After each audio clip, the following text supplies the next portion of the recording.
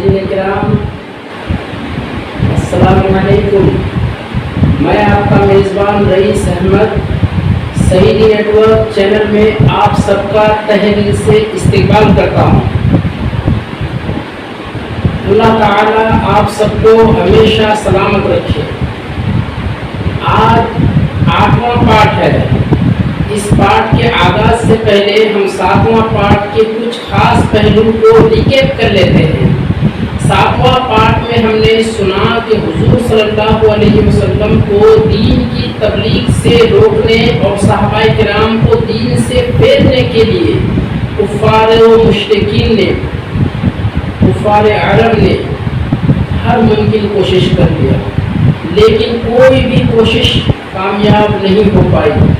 आखिरकार कुफ्फार ने मंसूबा बनाया कि हुजूर सल्लल्लाहु अलैहि वसल्लम को और उनके असहाब को, उनके चाहने वालों को, उनके कलमा पढ़ने वाले को हर तरह से सताया जाए, परेशान किया जाए, उन्हें ज़दोकूब किया जाए, उनकी बेइज्जती की जाए, इंसल्टी की जाए, जहाँ जब मौका मिले उनको कत्ल कर दिया जाए। चुनांचे हज़रत सुमैया रज़ियल्लाहु ताला अन्हा को अबू जहल ने सिर्फ इसलिए कत्ल कर दिया क्योंकि वो एक तौहीद का नारा बुलंद थी, गैर माबूदों के सामने सर झुकाने से बिल्कुल इनकार कर दी।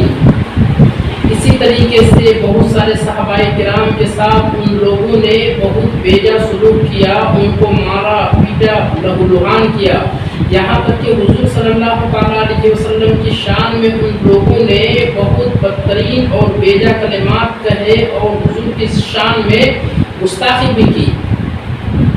दोस्तों, आज हम 8वें पाठ के आगाज में हज़रत सैयदना उमर फारूक रज़ियल्लाहु ताला अन्हु के ईमान अफरोज़ अजीब व गरीब वाक़या और हज़रत हमज़ा रज़ियल्लाहु ताला अन्हु के दिल फरेब वाक़या को बयान करेंगे इंशाअल्लाह। वैसे तारीख़ी एतबार से हज़रत हमज़ा रज़ियल्लाहु अन्हु जो हुजूर सल्लल्लाहु अलैहि वसल्लम के चचा और रज़ाई भाई भी हैं, उन्होंने हज़रत उमर से कब्ल इस्लाम कबूल किया। लेकिन हम यहाँ तारीख़ से माज़रत करते हुए सबसे पहले हज़रत उमर रज़ियल्लाहु ताला अन्हु के वाक़या को बयान करना चाहेंगे। तारीख़ आलम ने हज़ारों जर्नील पैदा किए, हज़ारों जानिसार पैदा किए, लेकिन दुनिया जहां के फातिहीन सैयदना उमर फारूक रज़ियल्लाहु ताला अन्हु के सामने तिफले मकतब लगते हैं। दुनिया के अहले इंसाफ सैयदना उमर फारूक रज़ियल्लाहु अन्हु की अमल, सैयदना उमर फारूक रज़ियल्लाहु ताला अन्हु की अदल परवरी को देखकर, जी खोलकर उनकी तारीफ में रद्दुल लिसान है। अमीर शरीयत सैयद अताउल्लाह शाह बुखारी ने एक सवाल के जवाब में फरमाया था कि उमर रज़ियल्लाहु ताला अन्हु मुराद रसूल हैं, मुराद रसूल हैं, यानी दीगर सहाबाए किराम रज़ियल्लाहु अन्हु मुरीद रसूल हैं और हज़रत उमर फारूक आज़म रज़ियल्लाहु अन्हु मुराद रसूल हैं। एक आलिम ने क्या खूब कहा, उमर पैगंबर इस्लाम सल्लल्लाहु अलैहि वसल्लम के लिए अताए खुदाबंदी थे। उनके अलावा और भी बहुत से उलमाए इस्लाम, हुकमाए इस्लाम और मुस्तशरिकीन ने भी अपने अपने लफ्ज़ों में बारगाह फारूकी में अक़ीदत के फूल निछावर किए हैं।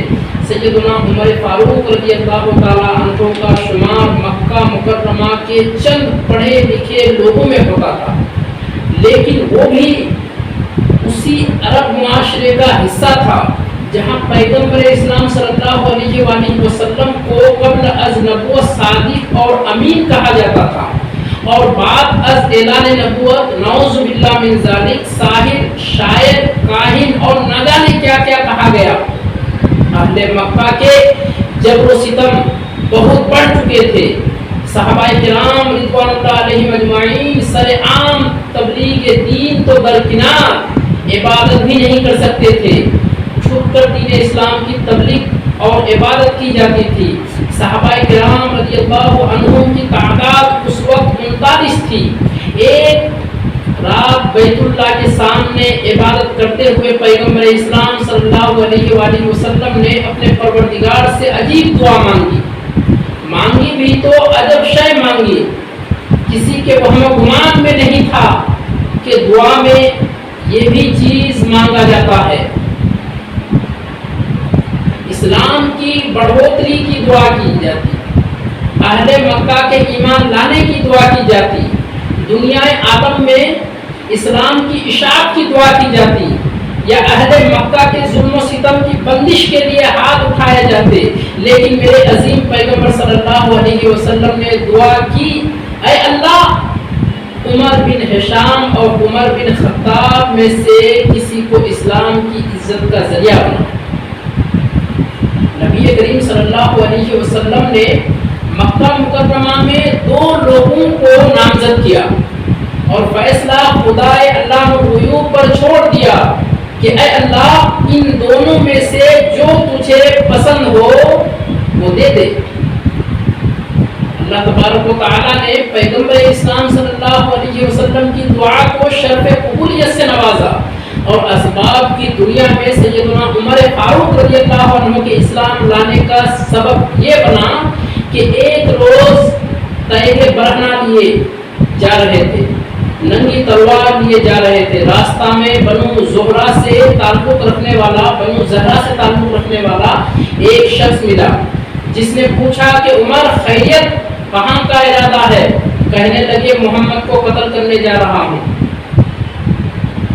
اس نے نئے دین کا اعلان کر کے مکہ والوں میں تفریق کر دی ہے، کیوں نہ اس قصہ کو ہی ختم کر دوں۔ بنو زہرہ سے تعلق رکھنے والے شخص نے کہا کہ عمر اگر تم نے ایسا کیا تو کیا بنو ہاشم اور بنو زہرہ تم سے انتقام نہیں لیں گے؟ کہنے لگے لگتا ہے کہ تم بھی اس نئے دین میں شامل ہو چکے ہو۔ انہوں نے کہا کہ پھر پہلے اپنے گھر کی خبر تو لو، تمہاری بہن اور تمہاری بہن بھی دونوں مسلمان ہو چکے ہیں، تمہاری بہن اور بہن بھی دونوں مسلمان ہو چکے ہیں۔ جلال میں نکلنے والا عمر سیدھا بہن کے گھر پہنچتا ہے، یہاں سیدنا خباب بن الارت رضی اللہ عنہ ان کے بہنوی اور بہن کو سورہ طٰہٰ پڑھا رہے تھے۔ باہر سے آواز سنی اور دروازے پر دستک دی۔ باہر سے حضرت عمر رضی اللہ تعالیٰ عنہ نے آواز سنی تلاوت کرنے کی اور دروازہ پر دستک دی۔ اندر سے پوچھا گیا کون؟ حضرت عمر نے فرمایا، نام سنتے ہی سیدنا خباب چھپ گئے۔ عمر نے آتے ہی پوچھا تم لوگ کیا پڑھ رہے تھے؟ انہوں نے بات ٹالتے ہوئے کہا کہ ہم آپس میں باتیں کر رہے تھے۔ کہنے لگے میں نے سنا ہے تم نئے دین میں شامل ہو گئے ہو۔ بہنوئی نے کہا کہ عمر وہ دین تیرے دین سے بہتر ہے، یہ دین تیرے دین سے بہتر ہے، تو جس دین پر ہے یہ گمراہ راستہ ہے، بس سننا تھا کہ بہنوئی کو دے مارا زمین پر۔ بہن چھڑانے آئی تو اتنی زور سے اس کے چہرے پر تماچا رسید کیا کہ ان کے چہرے سے خون نکل گیا، خون بہنے لگا۔ بہن کے چہرے پہ خون دیکھ کر غصہ ٹھنڈا ہوا اور بہنوی کو چھوڑ کر الگ ہو گئے اور بیٹھ گئے اور کہنے لگے اچھا لاؤ دکھاؤ تم لوگ کیا پڑھ رہے تھے؟ بہن نے کہا تم ابھی اس کلام کے آداب سے ناواقف ہو، اس کلام مقدس کے آداب ہیں، پہلے تم وضو کرو پھر دکھاؤں گی۔ انہوں نے وضو کیا اور سورہ طٰہٰ پڑھنی شروع کر دی۔ یہ پڑھتے جا رہے تھے اور کلام الہی کی تاثیر قلب کو متاثر کیے جا رہے تھے۔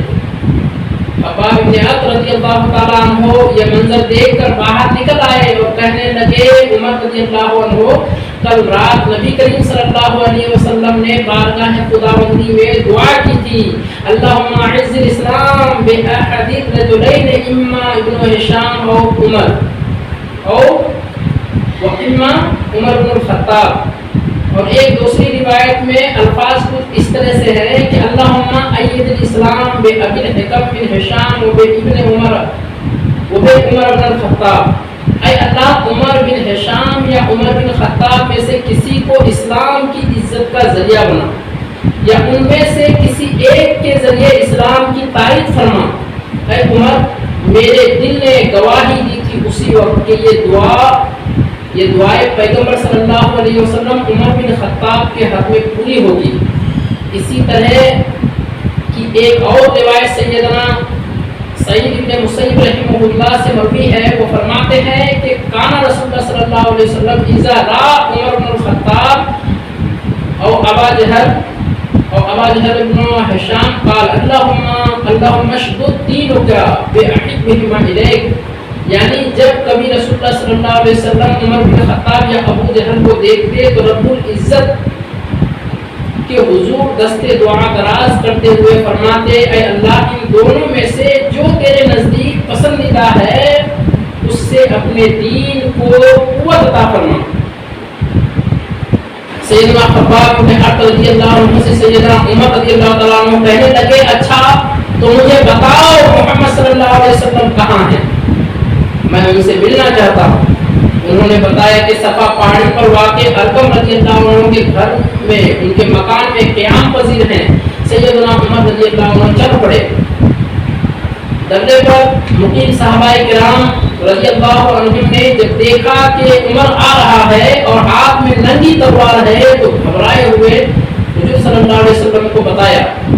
وہیں اسد اللہ و رسولہ سیدنا حمزہ بن عبد المطلب رضی اللہ عنہ بھی تھے اور فرمانے لگے آنے دو، اگر ارادہ نیک ہے تو خیر ہے اور اگر ارادہ صحیح نہیں تو میں اس کی تلوار سے اسی کا کام تمام کر دوں گا۔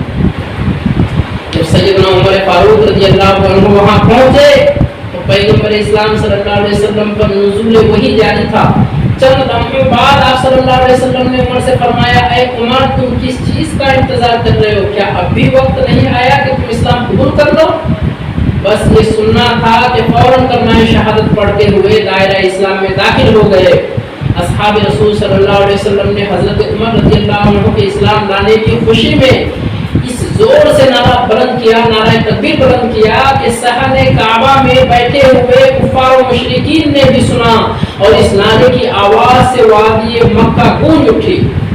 پھر نبی رؤوف رحیم صلی اللہ علیہ وسلم نے سیدنا عمر رضی اللہ عنہ کے سینہ مبارک پر دستے اقدس رکھا اور دعا فرمائی اللہم اخرج ما فی صدرہ من غل وعید لہ ایمان، یا اللہ اس کے سینہ میں جو کچھ میل کچیل ہو وہ دور کر دے اور اس کے بدلے ایمان سے اس کا سینہ بھر دے۔ قبول اسلام کے وقت بعض مورخین کے نزدیک آپ کی عمر 30 سال تھی اور بعض کہتے ہیں کہ عمر 26 سال تھی۔ مصر کے ایک بہت بڑے عالم مفسر قرآن جناب علامہ طنطاوی نے عجیب جملہ کہا ہے، حقیقت یہ ہے کہ عمر اسی گھڑی پیدا ہوئے اور یہی سے ان کی تاریخی زندگی کا آغاز ہوا ہے۔ مفسر قرآن سیدنا عبداللہ ابن عباس رضی اللہ عنہما فرماتے ہیں قال رسول اللہ صلی اللہ علیہ وسلم لما اسلم آتانی جبرائیل فقال استبشر اہل السماء باسلام عمر، یعنی حضور سرور کائنات صلی اللہ علیہ وسلم نے فرمایا کہ جبرائیل میرے پاس آئے اور کہا کہ آسمان والے عمر کے قبول اسلام پر خوشیاں منا رہے ہیں۔ حضرت عمر رضی اللہ تعالیٰ عنہ جب اسلام قبول کیے تو آسمان کے فرشتے خوشیاں منا رہے ہیں۔ چند ہی لمحے بعد سیدنا عمر رضی اللہ عنہ نے فرمایا کہ اے اللہ کے نبی صلی اللہ علیہ وسلم کیا ہم حق پر نہیں ہیں؟ آپ صلی اللہ علیہ وسلم نے اس بات میں جواب دیا تو فرمانے لگے کہ پھر چھپ کر عبادت کیوں کریں، چلیے خانہ کعبہ میں مل جل کر وہاں چل کر کے عبادت کرتے ہیں۔ میں قربان جاؤں اپنے آقا و مولا صلی اللہ علیہ وسلم پر کہ انہوں نے ایسے ہی عمر کو نہیں مانگا تھا بلکہ دور رس نگاہ نبوت میں دیکھ رہی تھی کہ اسلام کو عزت و شوکت عمر کے آنے سے ہی نصیب ہوگی، بھول نہ جانا۔ آخری حدیث میں پیش کرتا ہوں کہ یہ سلسلہ بہت دراز ہے اور دامن صفحات میں جگہ بہت کم ہے۔ بخاری شریف میں سیدنا انس بن مالک رضی اللہ تعالیٰ عنہ سے مروی ہے، حدیث ہے کہ ایک دفعہ حضور نور صلی اللہ علیہ وسلم احد کے پہاڑ پر تشریف لے گئے، ہمراہ ابو بکر، عمر اور عثمان بھی تھے۔ احد کا پہاڑ لرزنے لگا تو حضور صلی اللہ علیہ وسلم نے اپنا قدم مبارک احد پہاڑ پر مارتے ہوئے فرمایا اے احد ٹھہر جا، تجھ پر اس وقت نبی، صدیق اور شہید کے علاوہ اور کوئی نہیں۔ اس اس کے بعد سیدنا عمر رضی اللہ تعالیٰ عنہ نے دعا فرمایا کرتے تھے کہ اللہم ارزقنی شہادہ فی سبیلک و موتا فی بلد حبیبک، اے اللہ مجھے اپنی راہ میں شہادت کی موت دینا، اور موت آئے تو تیرے حبیب صلی اللہ علیہ وسلم کے شہر میں آئے۔ آخری ایام حیات میں آپ نے خواب دیکھا کہ ایک سرخ مرغ نے آپ کے شکم مبارک میں 3 چونچ ماری۔ آپ نے یہ خواب لوگوں سے بیان کیا، فرمایا کہ میری موت کا وقت قریب ہے۔ اس کے بعد یہ ہوا کہ ایک روز اپنے معمول کے مطابق بہت سویرے نماز کے لیے مسجد میں تشریف لے گئے، اور اس وقت ایک درہ آپ کے ہاتھ میں ہوتا تھا، اور سونے والے کو اپنے درہ سے، اپنے کوڑے سے جگاتے تھے۔ مسجد میں پہنچ کر نمازیوں کی صفیں درست کرنے کا حکم دیتے، اس کے بعد نماز شروع فرماتے، اور نماز میں بڑی بڑی سورتیں پڑھتے۔ اس روز بھی آپ نے ایسا ہی کیا، نماز ویسے ہی آپ شروع کی تھی، صرف تکبیر تحریمہ کہنے پائے تھے کہ ایک مجوسی کافر ابو لولو فیروز جو حضرت مغیرہ رضی اللہ عنہ کا غلام تھا، ایک زہر آلود خنجر لیے ہوئے مسجد کے محراب میں چھپا ہوا بیٹھا تھا۔ اس نے آپ کے شکم مبارک میں 3 زخم کاری کی۔ اس خنجر سے لگائے ہوئے زخم آپ بے ہوش ہو کر گر گئے، اور حضرت عبد الرحمن بن عوف رضی اللہ عنہ نے آگے بڑھ کر بجائے آپ کی امامت کے مختصر نماز پڑھ کر سلام پھیرا۔ ابو لولو نے چاہا کہ کسی طرح سے مسجد سے باہر نکل کر بھاگ جائیں، مگر نمازیوں کی صفیں مثل دیوار کے حائل تھی، اس سے نکل جانا آسان نہیں تھا۔ اس نے اور صحابیوں کو بھی زخمی کرنا شروع کر دیا۔ 13 صحابی زخمی، جن میں سے 7 جان پر نہ ہو سکے۔ اتنے میں نماز ختم ہو گئی اور ابو لولو پکڑا گیا۔ جب اس نے دیکھا کہ میں گرفتار ہو گیا تو اسی خنجر سے اس نے اپنے آپ کو ہلاک کر دیا۔ بالآخر آپ کی دعائے شہادت کو حق تعالیٰ نے قبول فرمایا، اور دیار حبیب صلی اللہ علیہ وسلم میں بلکہ مصطفیٰ رسول صلی اللہ علیہ وسلم پر آپ کو 27 ذوالحجہ بروز 4 شنبہ زخمی کیا گیا، اور 1 محرم بروز 1 شنبہ اتوار آپ رضی اللہ تعالیٰ عنہ نے شہادت پائی۔ شہادت کے وقت آپ کی عمر مبارک 63 برس تھی۔ حضرت صہیب رضی اللہ تعالیٰ عنہ نے نماز جنازہ پڑھائی، اور خاص روضہ نبوی میں حضرت ابوبکر صدیق رضی اللہ عنہ کے پہلو میں آپ کی قبر بنائی گئی رضی اللہ تعالیٰ عنہ و ارضاہ۔ حضرت حمزہ رضی اللہ تعالیٰ عنہ کا قبول اسلام، یہ بھی ایک بہت ہی دل فریب واقعہ ہے۔ مکہ کی فضا ظلم و جور کے ان سیاہ بادلوں سے گمبھیر تھی کہ اچانک ایک بجلی چمکی اور مقہوروں کا راستہ روشن ہو گیا، یعنی حضرت حمزہ رضی اللہ عنہ مسلمان ہو گئے۔ ان کے اسلام لانے کا واقعہ سن 6 نبوی، یعنی حضور صلی اللہ علیہ وسلم کی نبوت کے 6 سال جو ہوئے تھے اس کے آخر کا ہے، اور اغلب یہ ہے کہ وہ ماہ ذی الحجہ میں مسلمان ہوئے تھے۔ ان کے اسلام لانے کا سبب یہ ہے کہ ایک روز ابو جہل کوہ صفا کے نزدیک رسول اللہ صلی اللہ علیہ وسلم کے پاس سے گزرا تو آپ صلی اللہ علیہ وسلم کو ایذا پہنچائی اور سخت سست کہا۔ رسول اللہ صلی اللہ علیہ وسلم خاموش رہے اور کچھ بھی نہ کہا، لیکن اس کے بعد اس نے آپ صلی اللہ علیہ وسلم کے سر پر ایک پتھر دے مارا، جس سے ایسی چوٹ آئی کہ خون بہہ نکلا۔ پھر وہ خانہ کعبہ کے پاس قریش کے مجلس میں جا بیٹھا۔ عبداللہ بن جدعان کی ایک لونڈی کوہ صفا پر واقع اپنے مکان سے یہ سارا منظر دیکھ رہی تھی۔ حضرت حمزہ رضی اللہ عنہ کمان حمائل کی یہ شکار سے واپس تشریف لائے تو اس نے ان سے ابو جہل کی ساری حرکت کہہ سنائی۔ حضرت حمزہ رضی اللہ عنہ غصے سے بھاگ اٹھے۔ یہ قریش کے سب سے طاقتور اور مضبوط جوان تھے۔ ماجرا سن کر کہیں ایک لمحہ رکے بغیر دوڑتے ہوئے اور یہ تہیہ کیے ہوئے آئے کہ جو ہی ابو جہل کا سامنا ہوگا اس کی مرمت کر دیں گے۔ چنانچہ مسجد حرام میں داخل ہو کر سیدھے اس کے سر پر جا کھڑا ہوئے اور بولے، او سورین پر خوشبو لگانے والے بزدل بدتمیز، تو میرے بھتیجے کو گالی دیتا ہے حالانکہ میں بھی اس کے دین پر ہوں۔ اس کے بعد کمان سے اس زور کی وار کی، کمان سے اس زور کی ماری کہ اس کے سر پر بدترین قسم کا زخم آ گیا۔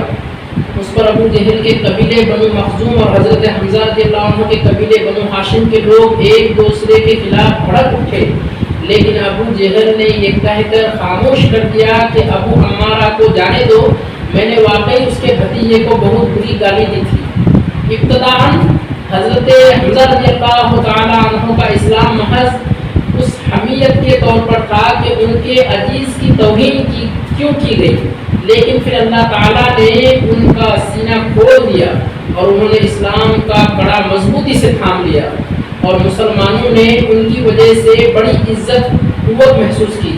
دوستو، آج کے اس ایپیسوڈ میں اتنا ہی، انشاءاللہ پھر اگلے ایپیسوڈ میں ہم یہیں سے اسی مقام سے آگے اور اسلامی تاریخ کو اور حضور صلی اللہ تعالیٰ علیہ وسلم کی سیرت کو آپ کے سامنے بیان کروں گا۔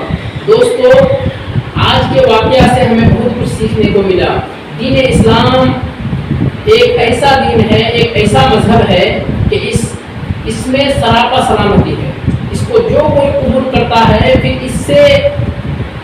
اس کے علاوہ اور کوئی دوسرا مذہب اس کو اچھا نہیں لگتا ہے۔ جو کوئی اسلام کو، ابھی بھی میں کھلا ہوا چیلنج کرتا ہوں، دعوت دیتا ہوں کہ جو کوئی ابھی بھی دین اسلام کو تعصب کا اینک ہٹا کر کے مطالعہ کرے تو وہ ضرور ایمان لے آئے گا، بھلے ہی کوئی بھی وہ غیر مسلم ہو، کتنا ہی اس کے دل میں اسلام کے تعلق سے آلودگی بھرا ہوا ہو، نفرت بیٹھی ہوئی ہو، لیکن اگر وہ اسلام کو قریب سے مطالعہ کرے گا تو ضرور کہے گا کہ واقعی یہی دین حق